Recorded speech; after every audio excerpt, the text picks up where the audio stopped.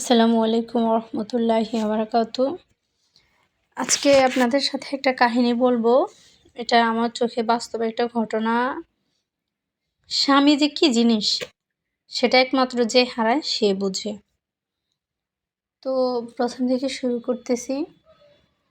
আমার কাকা শ্বশুর একজন হয়।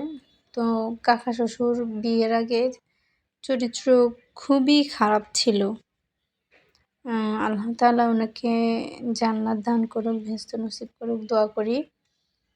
তো উনি ওনার ওয়াইফ, তো কাকার ৩ ছেলে,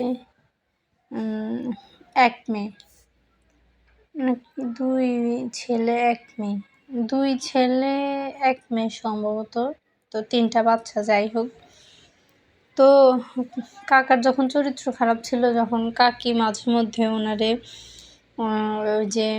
ওই মহিলাদের বাড়িতে গিয়ে পেত, দেখতো অনেক রাত হয়ে গেছে, আসে না। আরে স্বামী তো, যার স্বামী আছে সে আসলে বুঝে।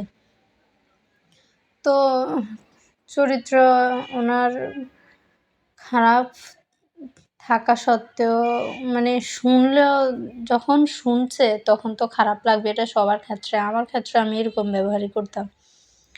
তো কাকি প্রায় বলতো যে তুই মরলেও ভালো, তুই মরে যা। মরার জন্য অনেক গালিগালাজ করতো, অনেক বকাঝকা করতো। তো আবার ভালো হইতো। পরে কাকা একদিন হঠাৎ মারা গেল অ্যাক্সিডেন্ট হয়ে। উনি সিএনজি চালক ছিল। তো মারা যাওয়ার পরে আর কি কাকির সাথে আমার দেখা হয়েছে। তখন আমার নতুন বিয়ে হয়েছিল। তো পাশে আমার শ্বশুরবাড়ি তো আলাদা বাড়ি, তো পাশে আর কি ওনাদের বাড়ি ছিল।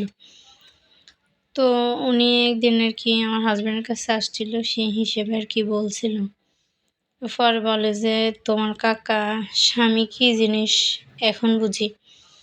তখন তোমার কাকা যদি না মারা যাইতো, বলতাম যে বেঁচে থাকতো। চরিত্র খারাপ ছিল, চরিত্র খারাপ থাকলেও যদি বেঁচে থাকতো, 10 দিন আমাকে না খাওয়াই রাখলেও একদিন হইলে তো আমাকে 10 টাকার ডাল সামনে এনে দিত। কিন্তু এখন যে স্বামী নাই, আজকে 1 বছর, কেউ একটু খবর নেয় না, খেয়েছি কি না, কীভাবে আছি, কেউ একটু জিজ্ঞাসা করে না। কিন্তু স্বামী তো 10 দিন জিজ্ঞাসা না করতো, একদিন তো আইসা জিজ্ঞাসা করতো, তখন তো শান্তি লাগতো।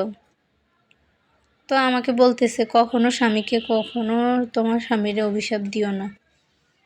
আল্লাহর কাছে সবসময় চাইবা যে আল্লাহ যেন নেক হায়াত দান করে।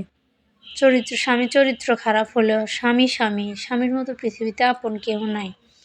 এখন আমি বুঝতেছি, চরিত্র যতই খারাপ থাকুক, সে আমাকে স্ত্রী হিসেবে তো ঘরে রাখতো, বাহির তো করে দেয় নাই। তো এই কথাটা শোনার পরে আমি ভাবলাম আসলেই তো